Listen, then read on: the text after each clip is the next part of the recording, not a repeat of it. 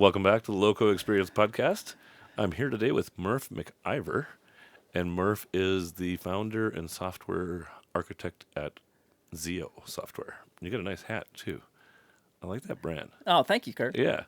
Thanks for being here. Thanks for sharing time. It's a pleasure to be here. So we met each other, about a year ago now? Year and a half? I forget. Yeah, probably Time about flies. that. Yeah, you offered to show me around downtown. Yeah, here, we Old had a real Town. nice walk. Yeah. And you were relatively new to town from where? So we moved from Honolulu. Oh, that's right. Yeah, and my wife retired from the military. I followed her around through her military career, so she retired. Yeah. And we could have lived anywhere in the world. I was like, New Zealand sounds neat to me, but she wanted to be closer to L.A. Okay. And we picked Fort Collins, and I'm so glad we did. I love the bike trails here. I feel like it's well governed. Yeah. And the schools are just phenomenal. Did you want to be close to LA for family reasons? Yeah, her I see. family's there. Okay, Yeah, gotcha. exactly. Don't actually want to live in LA, but She wanted one to, short flight away. but I told her. No. I'll live anywhere you want, baby, but not LA. I told her you'll see your family more often if you live here in Fort Collins, because when you fly there, they'll be guaranteed to see you. Right. If you live there, you can go a whole year before you see them. Right. Yeah, that's the way life is sometimes. Well, that's cool. Well, welcome to Fort Collins. It's always nice when interesting people move here and choose it from all the places. You know, that's where it gets that choice city kind of moniker. I felt tremendously welcomed here, Yeah. and it's like a jerk-free zone. I've lived here for 2.5 years, almost coming up on 3 years, and everybody's just so nice here, and I love the networking culture. I wish networking was like this everywhere. Yeah. Yeah, people want to uplift each other. Yeah, It's like when you get here, people are like, oh, how are you doing? Who are you doing? What are you up to? How can I help you?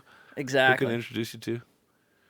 So who can I introduce you to? Like what does Xeo Software do for who? So Xeo Software, we build custom business applications, and we help businesses automate and scale. And so the key kind of businesses we're looking for are innovative businesses that are doing things a little differently. Okay.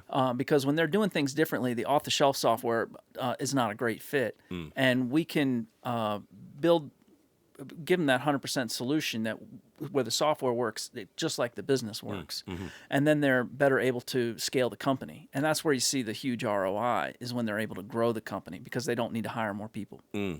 Now, is this like an ERP kind of solution, Well, or it depends? so- They use normal QuickBooks and things like that, or Yeah, so I think in the business world today, there's so much great off-the-shelf software, from accounting to CRMs and all these other things. So we can do custom software. And so when I get a client, the first thing I do is sit down with them and understand what data is it they're working with, and then make sure I can architect the data.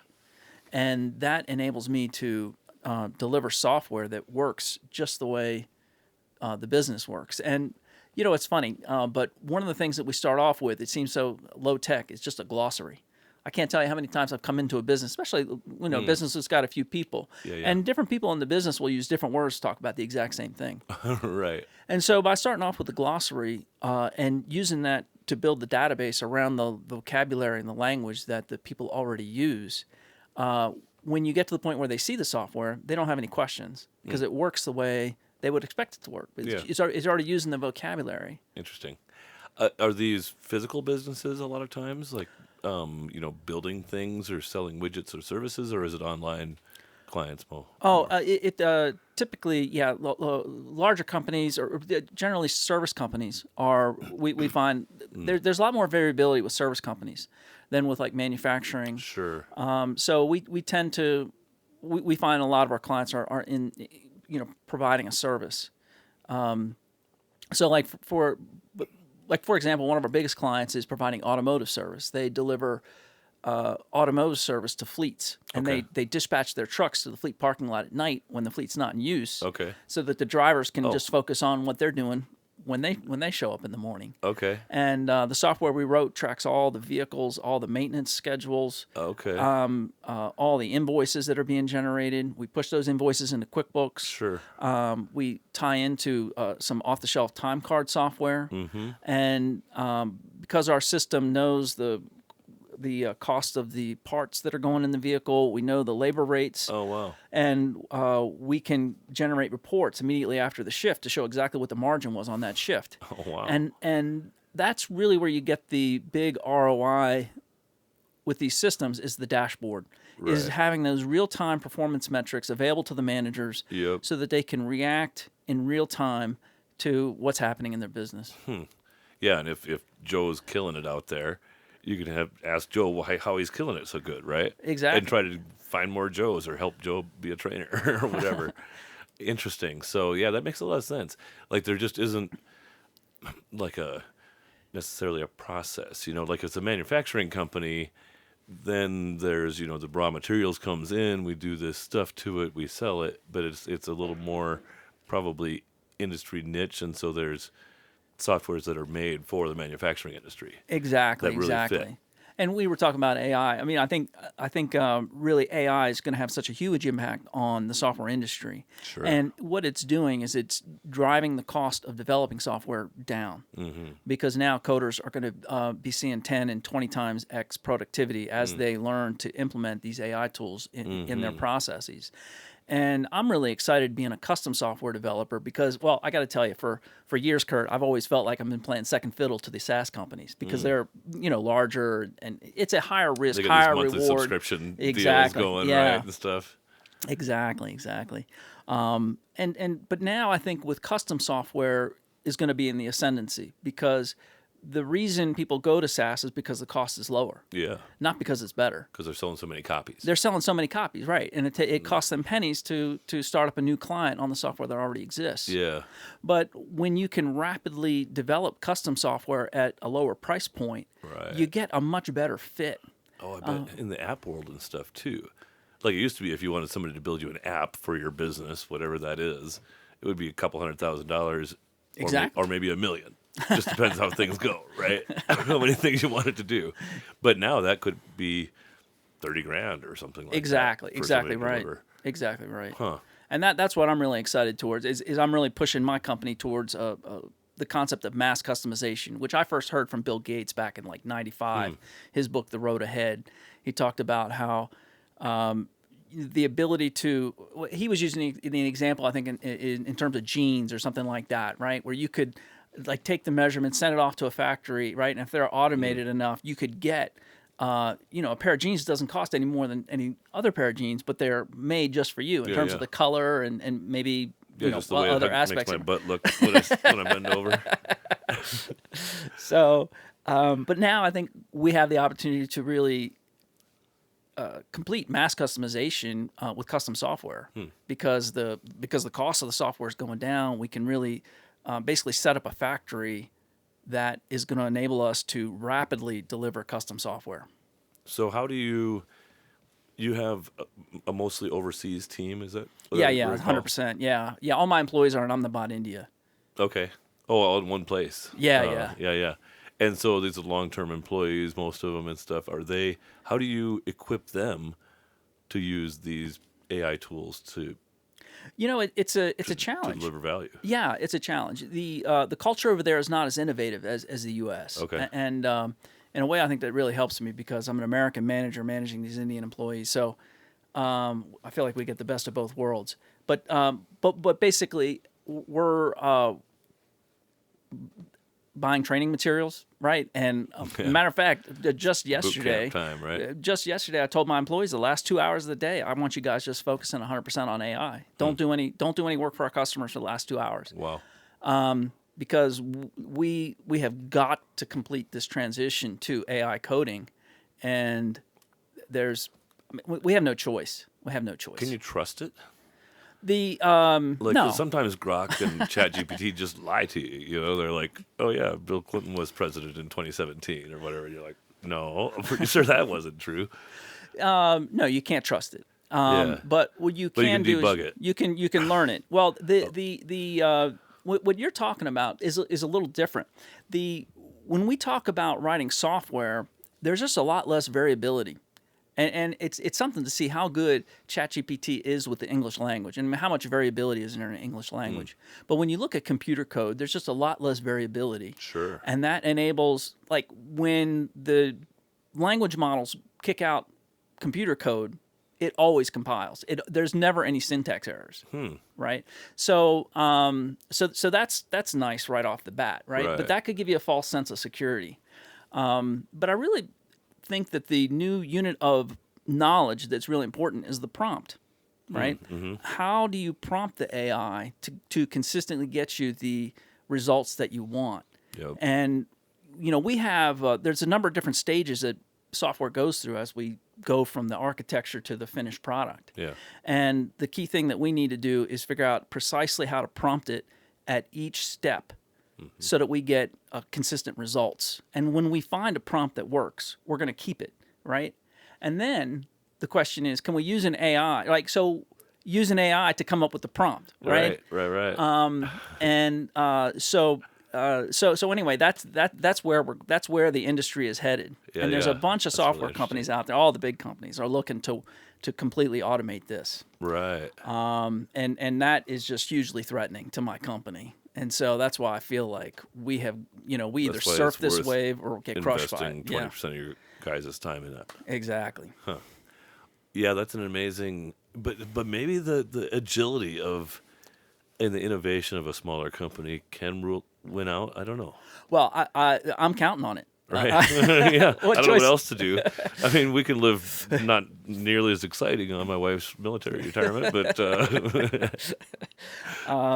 Yeah, there's we got to push forward on this. I like it. Let's talk about your experience in Fort Collins so far. You said you've been a bike rider pretty consistently. Yeah.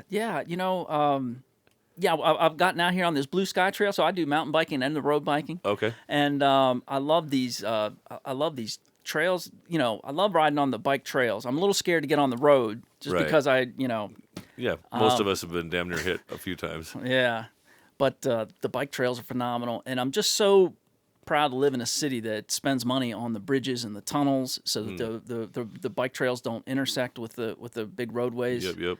It's phenomenal. And then with the mountain biking, I mean, we got Lori State Park. I mean, I'm just getting into that in terms of really exploring these bike trails and stuff. But it's phenomenal. We'll have to have another walk and talk because I was a lot more into mountain biking a few years ago, but there's a lot of great trails around.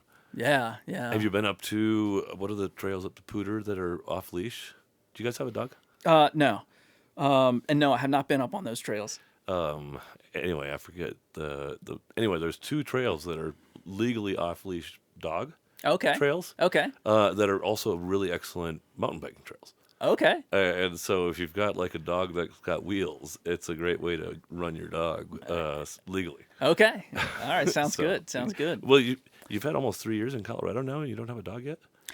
We had one, but it drove my wife a little nuts. She was a golden retriever, and she was the sweetest golden retriever you'd ever want to have. But just the hair was just. You need you need a doodle. That's what you need is a doodle, a non-shedding golden retriever. Yeah, that would be a better bet. But yeah, the dog was driving my wife nuts, and my wife was driving me nuts. So I'm like, the dog's got to. Yeah. So how did you get into custom software? Like, what was your journey? Did you work in industry for a while and then started your own thing, or what's that look like? Yeah. So when I was going to college, I read The Road Less Traveled by Scott Peck, and it had such a powerful impact on me, and I thought I wanted to be a psychologist. And so I started down the road to become a psychotherapist and psychologist. Okay. Yeah. And then when I was in grad school, I got a chance to work in a group home with people with serious mental illness, including like major depression, bipolar disorder, schizophrenia. Yeah. And then I just decided that I did not want to be a psychologist.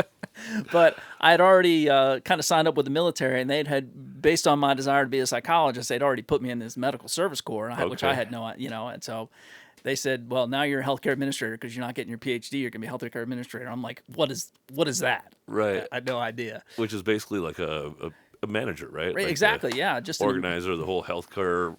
Keeping track of data was a big part of it. Okay. So in '98, I was stationed at Triple Army Medical Center in Hawaii. Okay. And there we had 1,100 nurses in the hospital, and I was with the nursing department, and they needed a database to track all these nurses and who reports to who, when does their basic life support certification expire, and right. where are they working, how many how many people, how many patients are on that ward, how many nurses, what are the ratios.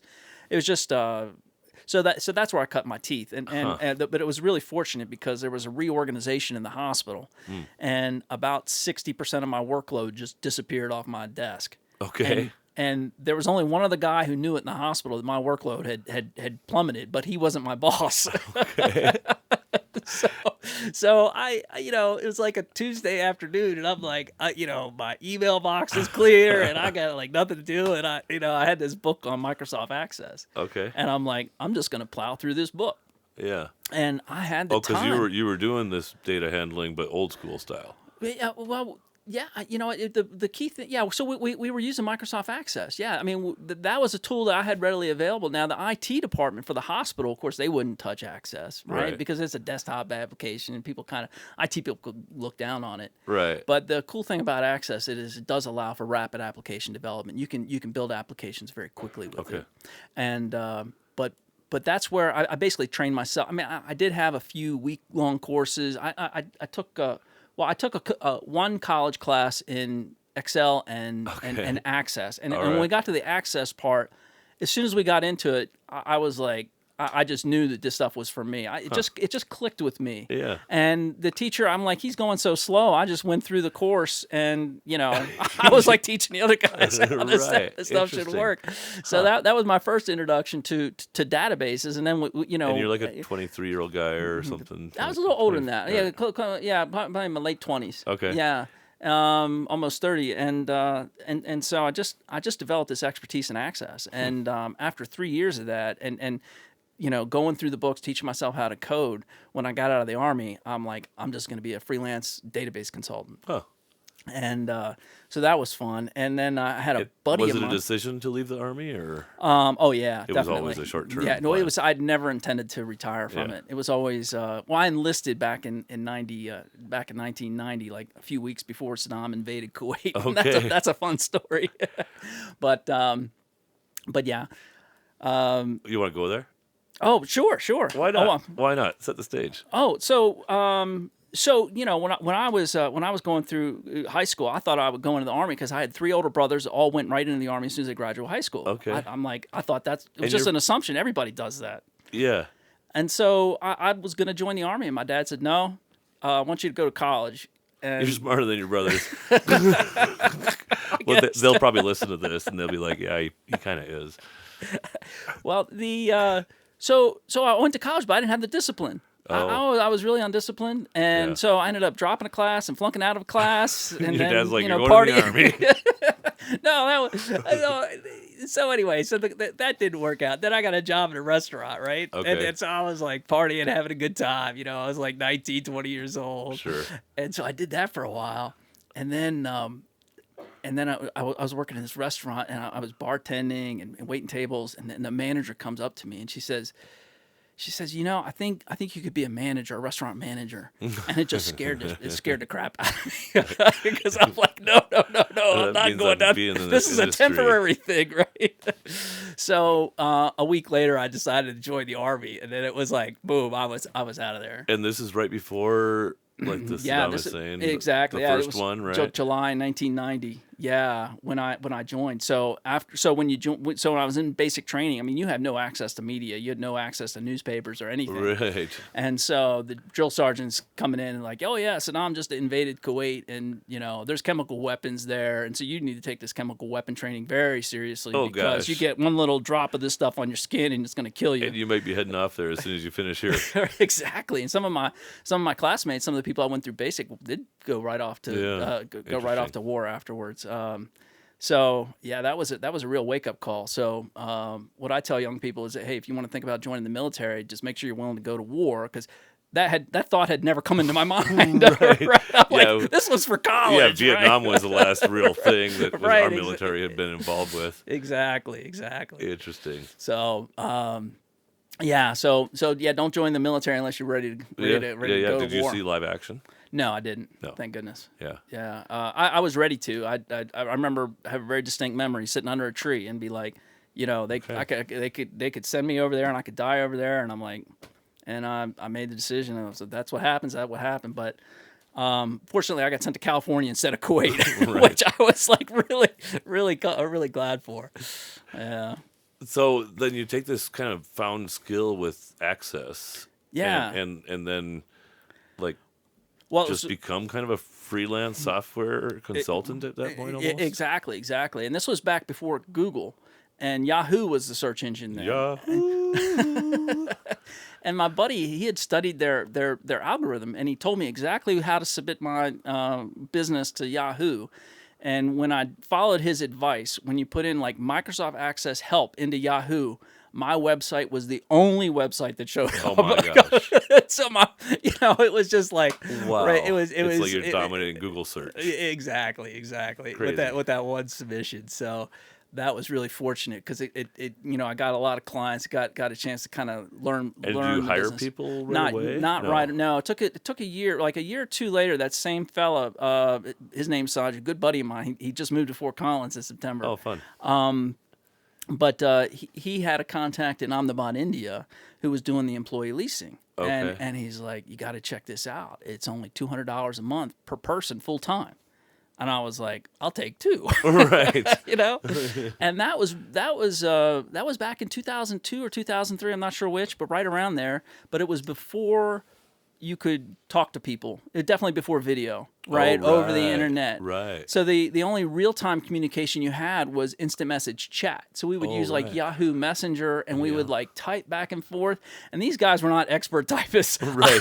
I could type like 60 words a minute or whatever.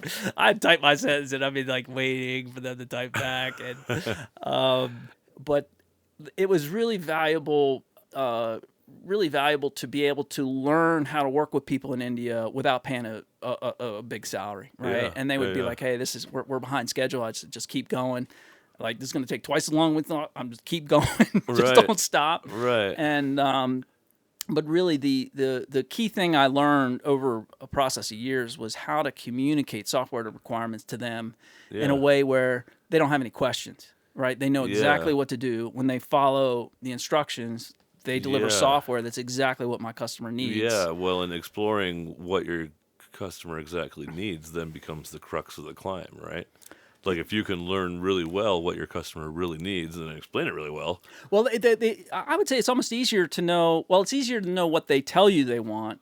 That's one thing, right? Because what they actually need might be different. Oh yeah, that's a big part of the job is identifying these conflicting requirements. They tell you they want this and they want that, and you're like, they don't match, right? Yeah. But that's a separate issue. But once you figure out what you want the software to do, being able to communicate that to the programmers is really valuable, and that's I think that's probably one of my core skill sets is being able to communicate software requirements in an unambiguous way. Yeah, that's really interesting. And then kind of just continued the journey from there without too much change. Was Access a cornerstone for a long time? It sounds like it no longer is. No, I don't touch it these days. It's been years since I've touched it. So we transitioned away from Access to SQL Server, and because SQL Server is also a Microsoft product, and then we transitioned away from desktop applications because they're a pain to support, right? Especially if you're working remotely. Okay. Right, because people are like, I'm having this issue on my computer, and I'm like, this is crazy. If we go to web, then all I have to do is make sure that it's working on the web server. If they can't pull up CNN, then it's not my problem, right? So it's a very clear delineation. So we transitioned from my guys basically never did Access. We pretty much we transitioned to SQL Server very quickly. Yeah, I could do that. I was so fast. It was crazy. I'd get these applications. I could knock it out in like 6 hours, and the whole application would be done. Because Access, when you become an expert in it, you can develop applications like incredibly fast. Yeah. Like when you say develop an application, that's like a case model, like pulling the data out of these places and giving that kind of dashboard effect kind of thing that you're looking for, or what? Or the searchable? It's searchable more. Oh yeah, right? well, so Access is a relational database tool, right? Yeah. So you can you can structure the data the way you want, right? You can say, look, we want to track people, we want to track Yeah. these Well, vehicles. those nurses is what I was thinking about. The Right, 1,100 exactly. nurses. Yeah, exactly. So yeah, and that's where the software architecture comes in, right? Is understanding how do you set up the tables, right? What's the nature of the data? That's the software architect that I mean is really my core skill and probably Yeah. the thing that I'm best at. I'm thinking is about like the Colorado Secretary of State business search database Oh, and yeah, stuff, yeah, right? It's got all yeah. these different data points and it's searchable by different keywords and different cities and regions and all that. Exactly. Yeah. Exactly. Yeah. So that's structured data right there, and relational databases run the world. I mean, everybody loves to talk about the new cool stuff, and if you were to go talk to a bunch of computer science college students, relational databases would not be in the top of their list Right, of sexy that's not things to learn. new stuff. But they run the world. They really run the world. I mean, every time you go to check out at the grocery store, that's all relational database stuff. Mm-hmm. The SKU number, the price, the generating the ticket, and calculating the sales tax, and all that stuff. Oh yeah, and we just expect it all to just kind of work. And it does. I mean, it's reliable technology. Yeah. Interesting. So like from your perspective, things are changing rapidly. AI is bringing down development costs and making customization of software a more approachable thing for more companies. It's going to reduce the cost of developing software across the industry for every software company out there. Yeah, for SaaS companies or for custom. Yeah, it's any the except for the people who for the poor people out there that don't know that they need to learn this stuff yesterday. Yeah. Right. No, it's to me, I think this AI revolution is equivalent to the Industrial Revolution in terms of the impact it's going to have on society. I personally feel that AI is a more important invention, if you will, even if it requires the internet. It's more important than the internet. To me, it's an absolute game changer. It's going to change our society in ways that we cannot foresee right now. So one of the I was just thinking about like West Virginia coal miners being laid off and people saying, well, I guess they should learn how to code. But because that was a really safe career choice for a long time to be a software coder.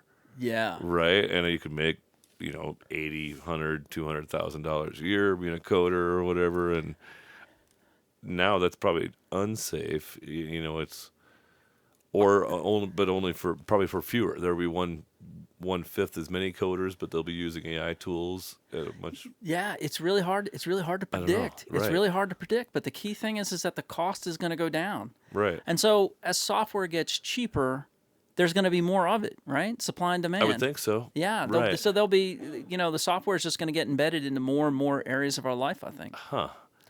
But where else can you put it? Like this microphone stand doesn't need software. Well, like my buddy, man, when he goes to the gym now, he takes ChatGPT with him. He's like, hey, I just did 3 reps at 50 pounds. What should I do next, right? And which I don't think is a great use of AI, but Right.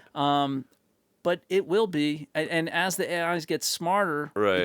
they're going to have more and more context to answer those questions. One of my friends was just telling me how he uses it for cooking. Yeah, recipes. Hey, ChatGPT, I've got broccoli, asparagus, carrots, chicken thighs, and mozzarella cheese. Can you pull me up a quick recipe? And it's a great idea. And personally, I would tell anybody to use it as much as you can, because using AI is a skill. Don't think of it as just something that it's not magic, right? Yeah. When you understand how it's built, some questions it can answer really, really well. Yeah. Other questions it can't. And the more you use AI, the more you'll understand where it can, what questions really that it can adds answer. value. Exactly. Yeah. Well, and will that change over time, I think, probably too? Well, as the AI gets better, yeah. But for where we are right now, I think, people, I mean, you take bookkeepers, right? You could look at bookkeepers. You could look at legal assistants, right? AI is going to impact all. You look at, the poor people who work in call centers. They're on the chopping block, right? For sure. And yeah. so when you put a call center out of business, AI knows all the instructions for that device. Exactly. I mean, it can do the voice. It's going to have libraries of how to answer all these questions. These call centers are going away. Now, I don't know what those people are going to do. Yeah. That's my concern. Is I really see AI as having a big impact in terms of impacting the labor force, and the advancements are coming so rapid that we don't have much time to react. Like, take that person in the call center. Like, maybe they still have a job today. They need to go back to school right now and figure out where they're going to retool.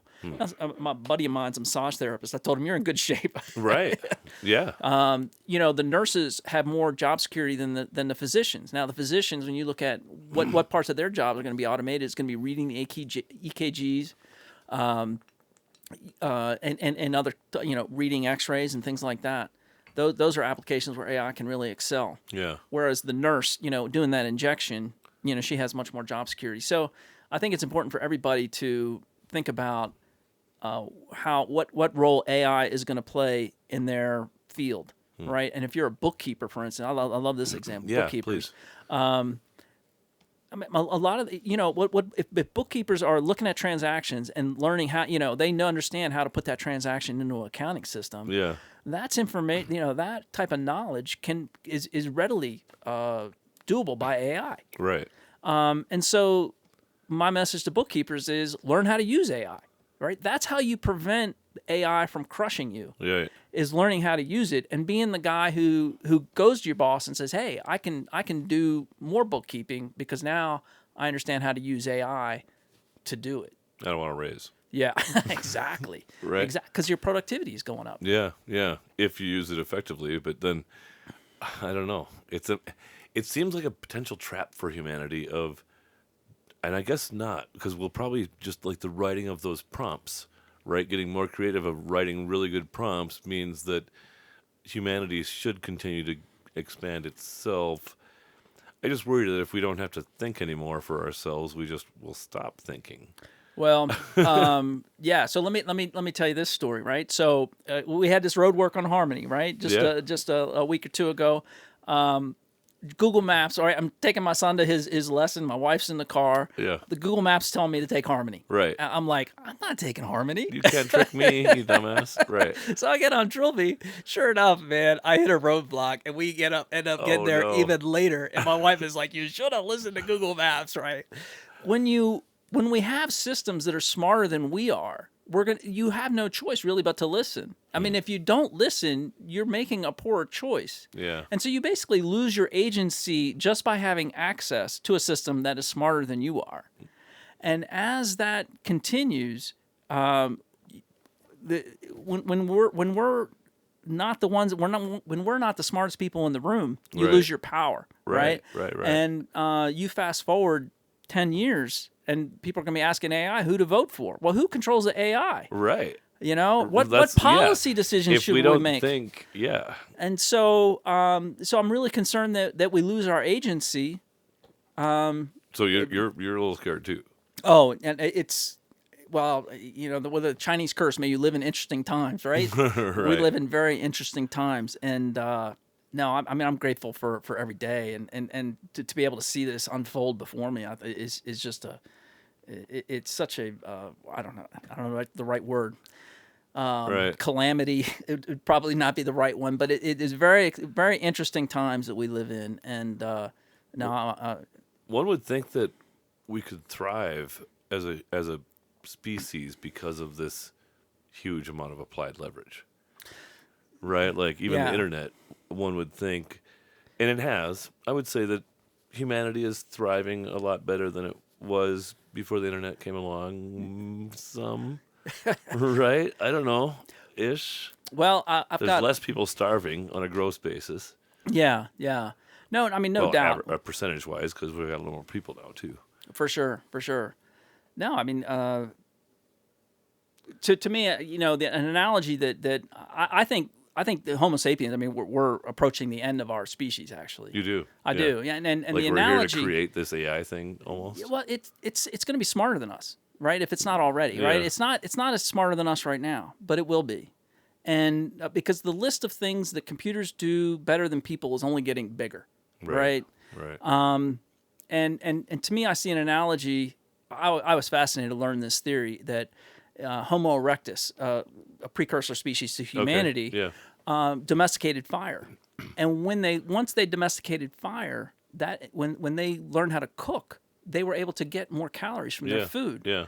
And that prompted a larger brain, And that right? basically turned them into Homo sapiens. It turned them into Homo sapiens, yeah. And that was shit. the end of Homo erectus. And they lived on this planet for 2 million years. Interesting. Yeah. So I'm I wouldn't be surprised to see the same thing happen again. Yeah. Yeah. And what that new species is like is probably what it takes a village to decipher, I suppose. Yeah, and whether it's biological or I don't know. Yeah. I mean, Well, the you got all interesting these. thing about Homo sapiens, though, is even if, like, I guess that they would just change or die out, right, or whatever, because, like, we can just, like, I got YouTube videos right now where people just go live in Alaska and they can, like, hunt moose in the wintertime and smoke some of it, and they, they don't really even need all this technology stuff to have a fulfilling life. Sure. No, Right, or living in a beach house on the shore in Costa Rica, I catch one fish a day. I'm a pretty happy guy. I'm good. Right. No, know? I love that. So it's an interesting, and that doesn't power the stock market, Right. or buy jetliners, Yeah. or put on Tay concerts. Yeah. I don't know. It's an interesting thing. Like I suppose you do move into something else. But it'll be a few generations. Yeah. Definitely. Quite a few. Unless AI just kills us all. Thanks. Thanks for making me. Bye. Yeah, it's gonna be interesting. I'm feeling like we could take a short potty break. Okay. And then come into the later segments. Okay, sounds good. All right. Hi, this is Clint Jasperson, Managing Partner at Purpose Driven Wealth. We believe financial clarity leads to a life of contentment and purpose. Our mission is to guide clients through the complexities of wealth management, retirement planning, and legacy using a values-driven, stewardship-based approach focused on provision, contentment, and enjoyment. With more than a century of expertise through Thrivent, we offer tailored strategies to help individuals and families achieve their goals and embrace generosity. Whether you're navigating a life or business transition or planning for the future, we're here to partner with you every step of the way. To learn more about Purpose-Driven Wealth, call 970-330-7411. And we're back. So what I was thinking about just now was that, if you look at like the history of buildings and people and stuff, like you can kind of tell who the bosses of the seasons were based on who had the biggest buildings and stuff. Like Google and SpaceX has got a pretty big place these days and stuff, right? Sure. And in the past, it's been churches. When they built those huge cathedrals and stuff like that, that was like 8% of a nation's resources for 100 years. Right. And so those were the bosses of the world. The hospitals that we've been building, the university buildings we've been building lately, although it seems like it's going to take some trickery to be the bosses of the world for the universities for the next 100 years. I don't know. Like with that super smart AI, like what do universities really do? It's well, I tell you on that point, I love learning from GPT. I don't know. Have you ever had a conversation with it? Like, yeah, I use Grok more personally. Okay, yeah. But it's super fun. It is like exploring even deep topics and whatever else. Exactly. So I love going out for a walk and just having asking it, what I need to be doing, how this technology works, what I need to be studying, what these different words mean, and just diving in. Yeah, I mean, it's just such a wealth of knowledge. I mean, it feels like everything that's ever been learned is in these tools, right? Yeah, and you ask the questions. Again. So are those the next bosses of the world? Is like the AI companies, whether it be OpenAI or whatever? Because that battle's not settled yet either, right? Like, who's No. the boss of the bosses? Right. No, that's a good question. I don't know the answer. So do you use chat a lot? Is that your I primary do. go-to? Yeah, it is. It seems like what my team favors the most as well. Yeah. No, I appreciate it, and I appreciate the different models that they have. Yeah, the different tunings. But to be honest with you, I still feel like a beginner, and I imagine everybody listening to us feels like a beginner. I mean, because this stuff is just changing so fast. Right, I mean, right. there's new models coming out all the time. The applications are increasing. Yeah. Everything is just changing so quickly. Right. Well, and it's all free. They're not free. $20 a month or something for It might ChatGPT as Pro, well be free, or $100 right? a month or Right. something, right? Like, it's compared to Comcast trying to charge you $100, $150 a month for their selection of TV shows that you got to just sit there and slog through. You know? Yeah. No, and in terms of the value, I mean, for me, I can't afford not to spend that money. Sure, right? sure. Makes sense. What would you do if you were a kid these days? Like, if you were that 18-year-old kid that your dad was telling to go to college in those days, like what? Like, I've got my older son is 17 years old. Okay. And Yeah. I've been telling him, I've mentioned him a few times that, look, he really needs to study this AI, but he's not. I don't know, maybe he feels a little overwhelmed. yeah, But he's not jumping on the bandwagon. yeah. He wants to do his own thing, so I gotta give him that space and let him do his own the thing. World Inc. comic book authors. Too. Well, and my other son is playing bassoon, and saxophone. I'm like, oh, that great, go Yeah, for I it. can't do Right? that. Yeah, exactly. And people want to have that human connection, right? Yeah. You see somebody playing the music up on stage. I mean, that's Yeah, different yeah. than just having it come over your headphones. Totally, like, totally. Yeah, it could be the most amazing music ever over your headphones, but if you've actually been to a concert by Yeah. that musician, it sounds all the better. Exactly. Yeah, it really does. Let's Yeah. talk about your family a little bit. Sure. Where did you find your wife along the way? Yeah, so it was after I got out of the military in 2001. It was a few months later that I met her, and she was at Tripler at the same hospital that I had exited from, but I was still living on Oahu. Yeah. And so we met online, and she was just so beautiful and a physician, and we started from that. Fair. We just hit it off. She's Punjabi. So she was so that's born part of the Indian born in connection Kenya. too? Exactly. Yeah, it was so funny because one of the thought leaders I follow, he believes in reincarnation. He's like, you were an Indian in a prior life, right? Because of all these connections. Exactly. Yeah, that's cool. Yeah. So we were actually married in Chandigarh in India, in northern India. Oh wow. And then we did our honeymoon up in Shimla in the Himalayas. Okay. And so that was good. So That's that was pretty back in neat. 2004. We got married. What a Yeah. different experience as far as being able to be there, Oh, yeah. like and be connected to there Yeah. as well, kind of. No, I've always been fascinated by India. They're both there. What do I say? Because they had, I guess, the blessing of British colonization, even though it was probably felt kind of yucky for a long time or whatever. But Right. nowadays, without that, they would be a much different place. Yeah, I probably and wouldn't probably- have employees there, right? Right, Because right. they wouldn't know English, Right, and Which they is I've wouldn't never have learned. entered the modern world nearly so fully as a nation, kind of. Yeah. Because they modernized probably even faster than China in some ways. Yeah. Although not really, because they had that foundation of industry and of kind of organization that the British brought there. It's such a blessing and a curse kind of a element of history. Right? Yeah, for sure. So then you have two kids. Yeah, exactly. Yeah. Okay. So yeah, the Benjamin and Julius. So the older one is 17, Ben, and Julius is 14. They're going Okay. into ninth grade and their senior year at Fossil Ridge. So you guys had a few years of being married before the kids came along, and you Yeah. were traveling elsewise places from Hawaii too. Yeah, well, we had decided to have kids, and then my buddy, his wife had just delivered, and he said, you got to come over to the hospital. So I went over to the hospital. He let me hold his, brand new infant child. And Okay. when I got home, I'm like, honey, you got to get back on the pill. No way. I said, I am not ready. I am not ready for this. It was really, it was a peanut huge scared me. reality check there. And that was a really good decision because after we left Hawaii, we went to Germany and we lived in Germany for 2 years. Okay. And if we had had a child there, it just would have been really difficult because we had no family in there. But without the kids, it was great. I bought the BMW.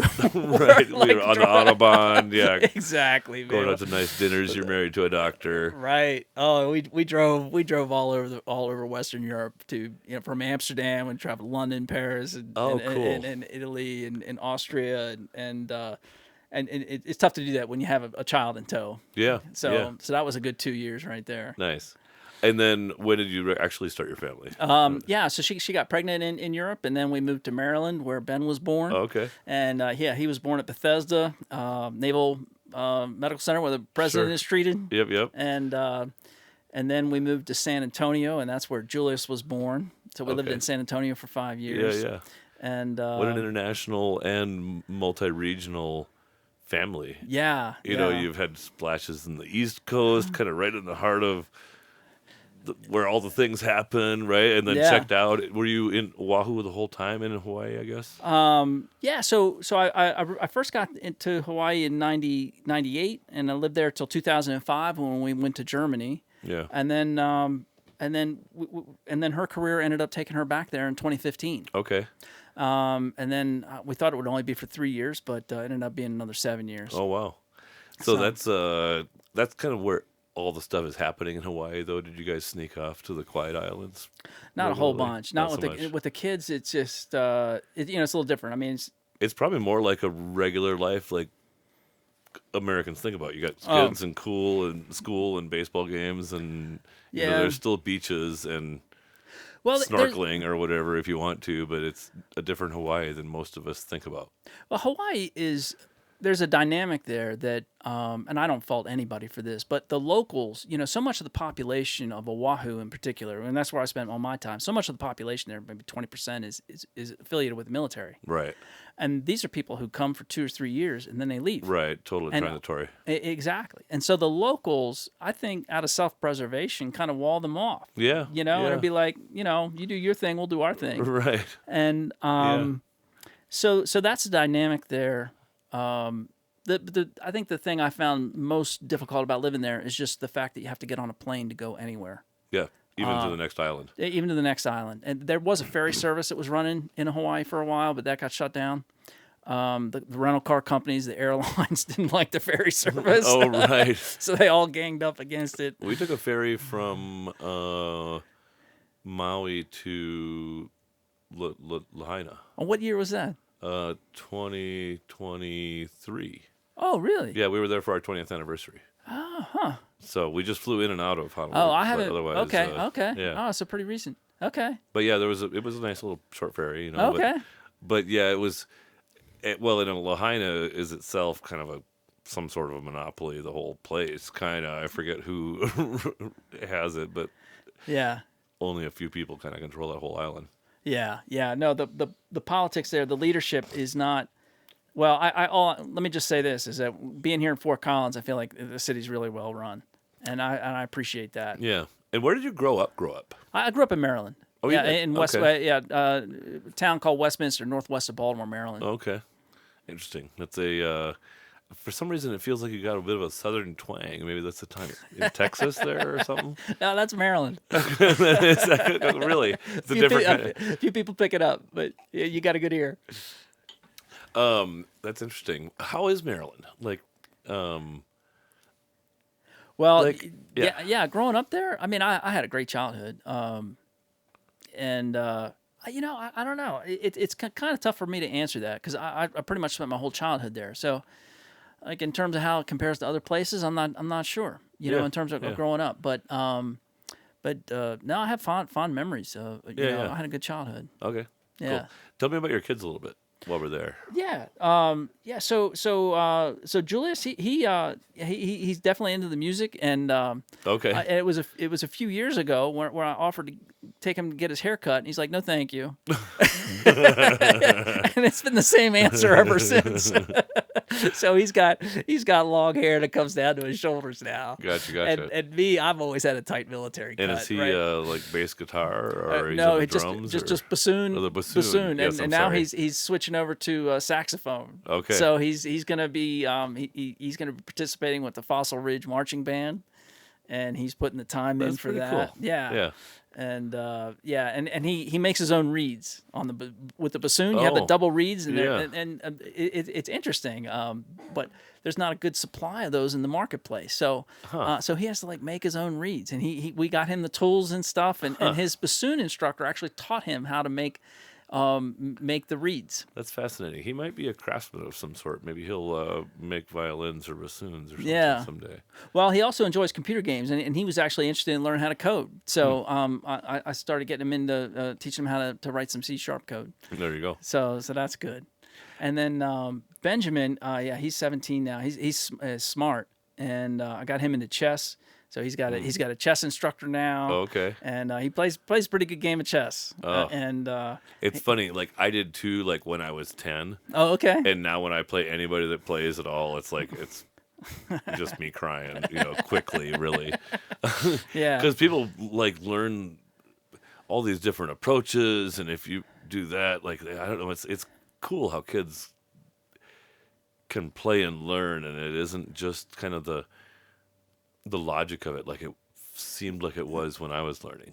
Yeah. Well, there's I could talk about chess quite a bit. I had an objective to become a chess master for years. Okay. And I just gave up the game in September. Oh, really? Yeah. I gave it up to put more time towards my business. Okay. And well, really probably the bigger reason is I felt like I was giving it more than it was giving me, because I was studying for hours every day. Wow. And that or just playing games, and too many of them. Right. But yeah, there's And I guess you didn't become a master? no. yet?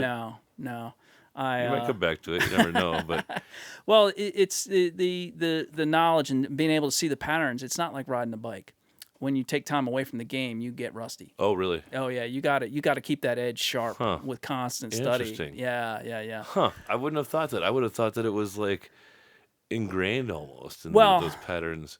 Yeah, I mean, so it's not like I'm a beginner, right? Right. But if you want to like keep Stay that at that edge, sharp yeah. edge. If you want to keep a sharp edge, you got to study every day. Interesting. Yeah, I've enjoyed podcasts with like grandmaster chess players and stuff like that, of them talking about how they think and stuff, but it doesn't really compute for me, right? Because I don't think that way, at least not in chess. Well, it just takes hours of practice every day. I mean, to get to the level where these grandmasters are playing, you need to be studying 6 hours a day at least, to be able to play at that level, and it just every day for the rest of for as long as you're playing competitively. Right. That seems like more of a retirement activity, but probably you're a little slower when you're older too. Exactly. Yeah, exactly. No, it's easier to play well when you're a little younger, I think. Did your kid get good enough to beat you, and that's why you quit? No. I can still beat him. Okay, that's good. On a good day. But I don't know how much longer that's gonna. I have to work at it, right? Because I'm not studying. He is, right? So he's getting better, and I'm not. So you know what he's going to do as his next step? He's not graduating. He's got one more year left. Yeah, he's got one more year left, and I don't know. He doesn't know what he's going to do. I don't know what he's going to do. And but when I look at the route that I took from dropping out of college, enlisting in the military, bartender, restaurant manager, wannabe. Yeah, and then going to school, and then coming back into the Army, and then figuring out what I want. I was like 29 years old before I figured out I wanted to do databases. So I mean, my wife was a complete opposite, because she went from high school straight into college, straight into medical school, like didn't miss a beat. Yes. And so we're very much opposites. Well, which is a very traditional pathway for some really smart Indian kids. Yeah. A little bit. Like I hate to be a stereotyper, but that's a common trajectory. There's a lot of amazing doctors that have gone for the education path. you know. Well, yeah, she just has tremendous discipline, and so I just admire the hell out of her for that. Yeah. More so than me. Do you want to play the game? Sure. The ping pong ball game? Sure. So your job is to... Oh, sometimes there's a prize. You didn't bring a prize today, did you? Did not. We'll make the prize be a $25 gift card to Silver Grill. All right. That works. Because I think did we meet at Silver Grill? No, we just had coffee down there. Yeah. Well, and you can buy me lunch at Silver Grill, too, for covering Okay. here. All right. So pick 3 balls. Okay. And then one of the answers to one of these questions is going to win somebody that... Oh, you have to actually keep the numbers. I'll let you hold them. Okay. Well, give me your first number, please. All right. First number is 3. How do you approach work-life balance? Well, it sounds like giving up chess is part of it lately for you. Yeah, for me, work-life balance is never. I probably balance more towards life than work for the most part. Try to stay sharp, and you communicate with your clients and with your team, and they write the stuff. So I'm a believer in systems theory, constraint theory, and in any system, there's going to be one component that has the least throughput in that system. Okay. And my goal is to never be that component. Okay, I like it. Yeah. Because so I don't avoid responsibility, but I apply it directly when needed. Yeah. Yeah. So making sure I got enough people in India that can do the work, and keeping myself out of that, not being the constraint, and being able to delegate and trust people, and that's been huge. So I've got the team I have in India. I'm just so blessed to have them. I've got like, you got like 11 people over there. Okay. And 8 of them have been with me for more than 10 years. And most of the rest have been with me for like more than 15 years. Oh, wow. So we just have a deep, long-lasting relationship, and everybody knows their job. And a lot of the times the emails come to me and they go to India, and I'm just like, my guys got that, and I don't even have to. I just uncheck it and move on. And they handle it. Have you always been the rainmaker for your company? Oh yeah. So I you've have to been do finding all the relationships and the demand side. Well, I've been really blessed that way because I'm not any kind of genius marketer or anything. Right. But when we get a client, we keep them for a long time. Yeah. Like And most they of refer my their clients friends. have been with me for more than 5 years. We have one client that's been with us for 20 years, and we've Wow. only been in business for 24. Wow. And so having long relationships with my clients too has been very important. So so my clients understand us, my employees do, and they understand your clients. Right, they know what to do, and so I am able to, and then they're working at night, right, and so it's so I'm asleep when they're working. It's Here's not the like deliverables. exactly. Oh, those look great.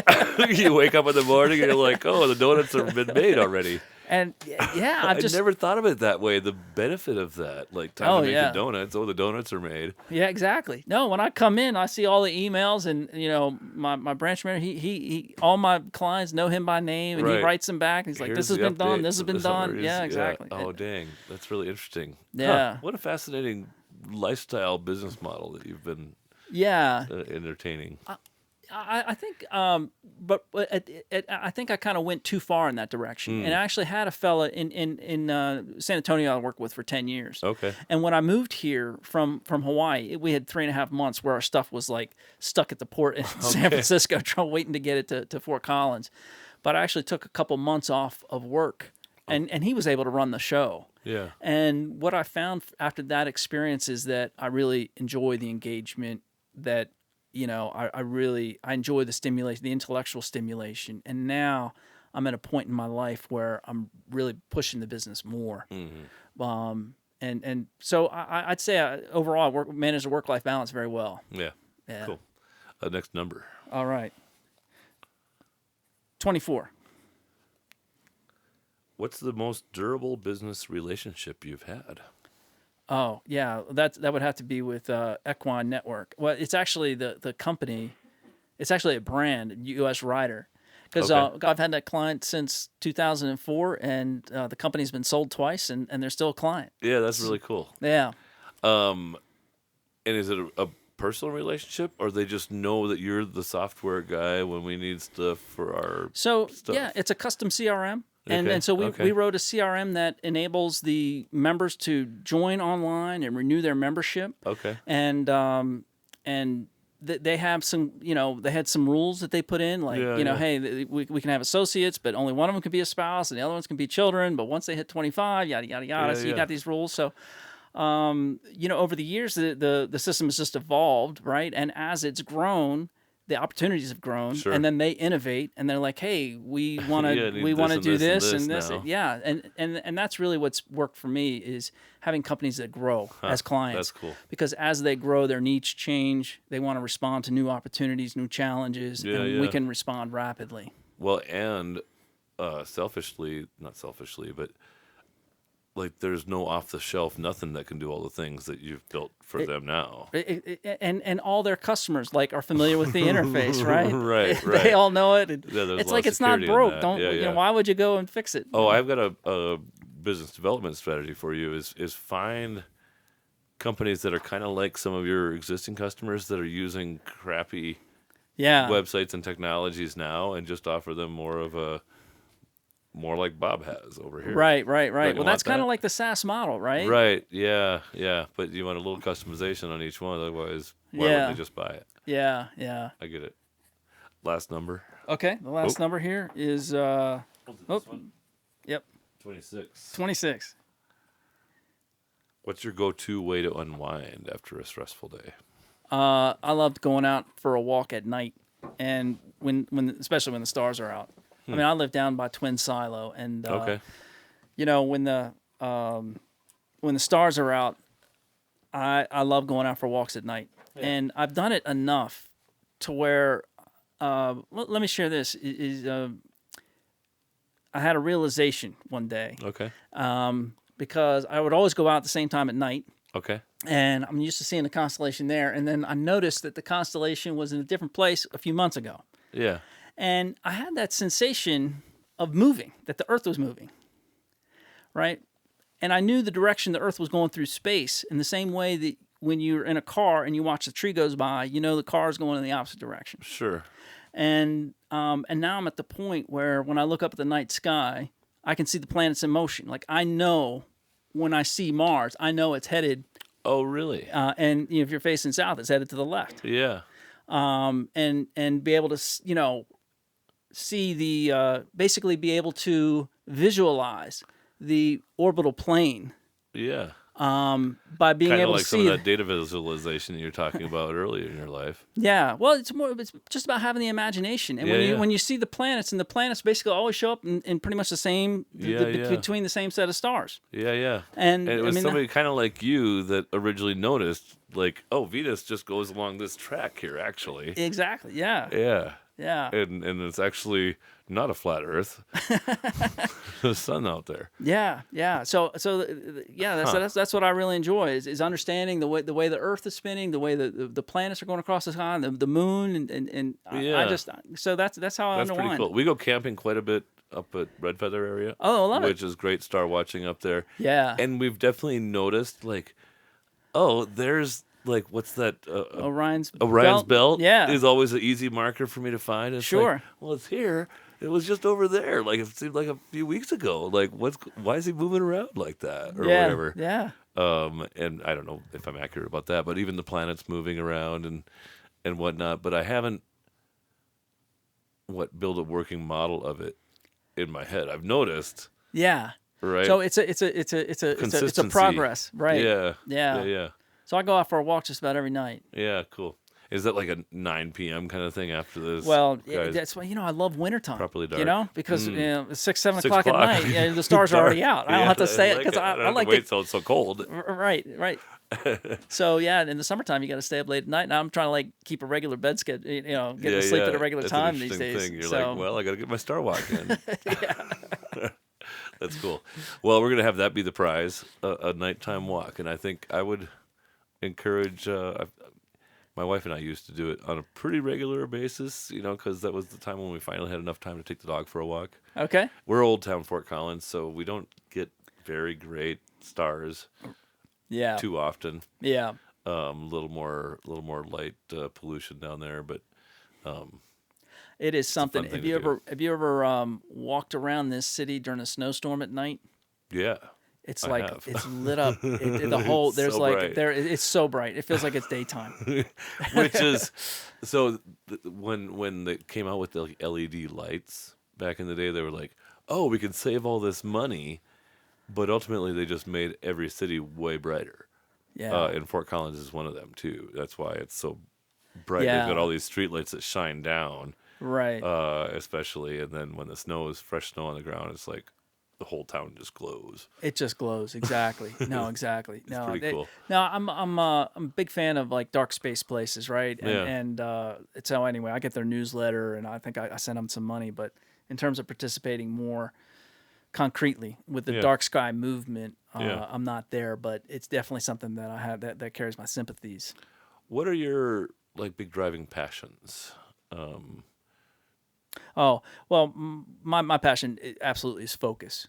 Okay. So I had an experience back in 2017 that was very emotional for me, and I found myself just in my mind going back to that experience over and over and over again, hundreds of times a day. Okay. And that gets distressing. And I remember thinking to myself, well, when I'm dead, I won't have to think about this anymore. Yeah. And it was a painful enough experience that I went and looked for a solution, and I found it. And I found it with an author, a speaker, thought leader, Dandapani. Okay. And he published a book back in 22 called The Power of Unwavering Focus. And so I read that, and that was not my first introduction to him. I actually met him back in 2015, and then he had online courses, and he has an app, and I went through and I did all his courses and things Okay. like that. Yeah. And maybe that coursework that I did on the app kind of like laid the foundation, but it was something about that book when I got that book in 22 that it really changed my life profoundly. And I can't believe it's only been 2.5 years since I got that book, because it feels like a lifetime ago for me, Really? because I've changed that dramatically. Yeah. But what he says basically is that the key to life, the secret to life, is being able to concentrate. The key to life is being able to control what it is you think about. Yeah. And he just lays out the Hindu philosophy for learning how to control where your awareness goes, and what exercises and what practices do you implement in your life to control Sure. that. Yeah. And so that's my passion. So Yeah. after so I've read the book a number of times. I've been on 2 retreats with him. Okay. Most recently in March, Yeah. I met up with him in Cambodia and Malaysia. Okay. And the book changed my life so much that I bought 100 copies of the book to give away. Okay. And if anybody wants a free copy, Well, that could have been your gift here. Oh, Actually, yeah, well, that'll be I'll- your gift instead of $25 Silver Girl. Sure, Maybe we'll do sure. both. Well, for anybody who wants a copy of this Okay. book, They can just look you up. send me a postcard. My address is 5603 Falling Water Drive in Fort Collins, All right. 80528. Send me a postcard with a line or two about why you want to focus, and I will send you a free copy of the book. I like it. There's a book I've mentioned on the podcast before. I think it's David Engel, and it's The Brain. And it's kind of that same. Like, we have this neuroplasticity, and we build ourselves ruts and stuff. But when we focus and concentrate our thought, then we can kind of get out of those ruts. And it's also a garbage in, garbage out kind of a world. So if you're just doom scrolling and not intentionally learning new things and stuff, like, you just don't have the raw materials to work with to have good concentration and thought and focus. Everybody has we have the mind for it, right? The brain, and we all have the same kind of hardware, right? Yeah. And it's just a question of what practices that we live in. But what Dandapani teaches is that when you repeatedly visit the area of the mind with your awareness, if your awareness is constantly going to one idea or one thought, that area of the mind becomes very strong, becomes magnetic, and it pulls your awareness there. And as you stop that area of the mind becomes weaker and less magnetic and less of a pull on your awareness. And then you're able to focus on what you want to focus on in life. So was that part of the contribution to the decision on leaving chest behind. Oh, kinda? absolutely. Yeah. Yeah. But the chess thing has just been one brick of many in terms Yeah. of ways that I've changed my life. Yeah.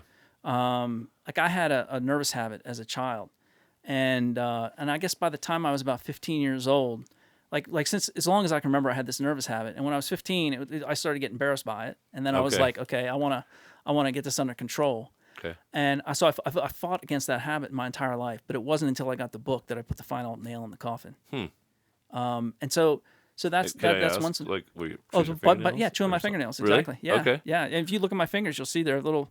They don't look like everybody else's. At least not. Well, when I see another fingernail biter, I look at their fingers. I'm like, you bite your So fingernails. even though you stopped a long time ago, they still kind of Oh yeah. look Oh different. yeah. Okay. Yeah. The nail doesn't. It's not attached all the way to the edge of the finger. Oh, interesting. Yeah. Yeah. I remember like being scolded for chewing my fingernails and stuff or whatever, but I never had a problem with it. Yeah. I just blew off my parents. Like whatever. Yeah, I'll do what I want. right. That's interesting. So, and it just kind of allows that. It sounds like meditation in a lot of ways, right? Well, meditation is a way to practice concentration. Yeah. So yeah, meditation is it's a part of my practice today, and it's just one piece. Okay. He really recommends like you have to like change your whole lifestyle, because if you're only concentrating while you're meditating, what are you doing for the other 23 hours of the day? Right. And so Yeah. what he teaches in the book is that what he advises Like almost is every minute is accountable. exactly. And he said your goal is to be able to choose what you're thinking about every moment of the day. Yeah. And that might sound exhausting, but as he says, once you learn how to concentrate, when you spend time with people who are distracted, you find them exhausting. Yeah. Because they're bouncing around. Yeah, or people that are really stressed out, or people that are anxious all the time and they just can't. Well, he Whatever, talks right. about this specifically as anxiety and fear. That a lot of people live in fear, and they constantly are thinking about that. So Yeah. that's the part of their mind that gets strong Yeah. and pulls their awareness there. Yeah. Fascinating. So have you studied Hinduism and such as well? Are you? Is your wife No, from that perspective? Or no, do you no. guys do She anything? was raised Sikh. Okay. But yeah, that's one of the things I really appreciate about Dandapani's book is that it's completely secular. Right. He mentions in a few paragraphs here and there what he believes, Yeah. but that's not the point of the book. Yeah. But absolutely, the book is based on Hindu philosophy. Yeah. And then I'm reading another book now. I'm actually got a book club. Cool. When we're reading Napoleon Hill, Think and Grow Rich. Oh yeah. And his book actually has a lot of Hindu philosophy in it as well. Oh, is that right?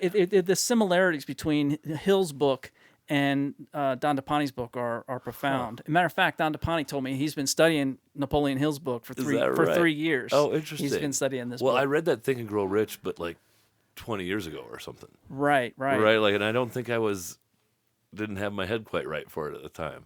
It's well, I can say that my interpretation of Hill's work is based on everything I've learned with Dandapani, and it's Right. Hill, Which was about 100 years ago, right? When Hill. yeah, it came out in wrote his- 37. Okay, yeah, yeah, it came not out in quite 37. So 85 or something. yeah, Yeah. so so no, I'm really passionate about that. And I mean, I'll just list off. I mean, a couple other things that help me with is I used to drink more than I should, and now I don't. And there's just been a whole bunch of things. It's just I can listen to my wife much better. I'm much more focused with her, right? Yeah. Because I got in a habit of, just like, yeah, while I'm thinking about something else, right? And not realizing just how disrespectful that is, Yeah, right? yeah. And so over the course of years, I've worked on that, and now I think, well, I don't know if she'd agree with me, but sometimes I feel like I'm even a better listener than she is now. Yeah. That's Yeah. awesome. That's really cool. What else would you care to share? Oh gosh, You've been a Loco think tank member for a few months. yeah, Here. yeah. No, so I'm really Kind of really joined excited. during a transition of a chapter. New Exactly. leadership. Yeah. No, I'm really grateful for that because I've been in other peer groups. Okay. And I'm just a huge fan of peer groups. And I'm still in touch with it. I mean, I was in a peer group in San Antonio from about 2011 to 2015, and I've still got 2 clients from that group, Oh, that's cool. right? And So, and then I was an EO for a while. But no, the peer groups, for anybody that's thinking about joining a peer group, I mean, if you're running a business, there's no substitute. Well, I mean, Napoleon Hill coined the mastermind term, right? Exactly. Like, and exactly. so that's an interesting, and it's really important to stay focused on the positive elements. Yeah. You know, if a peer group becomes kind of a complaining session place, it doesn't function well. Yeah. It has to be a place where you're growing and learning and intentionally like prodding each other to put your heads in the right places. Yeah. Yeah. So I think that's a really important point, Kurt, because not all peer groups are created equal, right? For sure. And I've been in groups that weren't a good fit. And it's not like I stuck around. You got to make sure it's a good fit for you. And there's got to be that right chemistry and that, yeah. But when you get in a good one and you've been in, especially when you've been in for a year or two and your peers know your business and you know them and you trust them and you can be vulnerable in front of them and you can bring your toughest issues, where else are you going to get that? You're not going to get it from your spouse. It's a special place for sure. Yeah. You know, because they don't, you know. Well, they don't understand it nearly as. Right. And they're not, so you're with people from that they're running their own business. It's a different business, right? Yeah. And they bring a perspective that you're not going to tap into otherwise. Yeah, I think you're right. Well, thanks for being a part of it. I'm glad we found a good chapter fit for you. Yeah, me too. What would you say your most like pivotal decision or change in business has been, or is it right now? Is the changes over the next 24 months for your business kind of the most crazy season? No, I'm super excited from a business now because I tell you, I always, like I think I mentioned this a little earlier, I always felt like I've been playing second fiddle to these SaaS companies, and now I feel like with AI, the playing field is leveled. Because now I'll be able to bring software solutions at a similar price. Or no, it's not. It's going to be a little bit more than SaaS, but it's going to be a much better fit for my clients. Right. And I really think, Kurt, I mean, I've been doing custom software for 24 years plus, and they're really going to struggle to find any one software that sells at scale. Yeah. Right? Right. Like, because it would be better if it was just a little bit more. Well, their business model is all about selling the same piece of software to every company out there. Right. And making, adding all these features and buttons and whatnot. And they're not going to be able to leverage AI to the extent that I will. Yeah. And that's why I feel like the custom software is in the ascendancy. Yeah. I dig it. Yeah. Well, I appreciate you spending some time with me today. Absolutely. It's been an enjoyable conversation, and I wish you very much. I'd like nothing more than a David versus Goliath victory for David. Okay. And so go get those SaaS companies, get that market share back. I will. I will focus on it. All right. Well, Godspeed. Yeah, focus on it. That's right. Oh yeah, and Shaka. All right. Thanks, Kurt. It's been a pleasure to be on.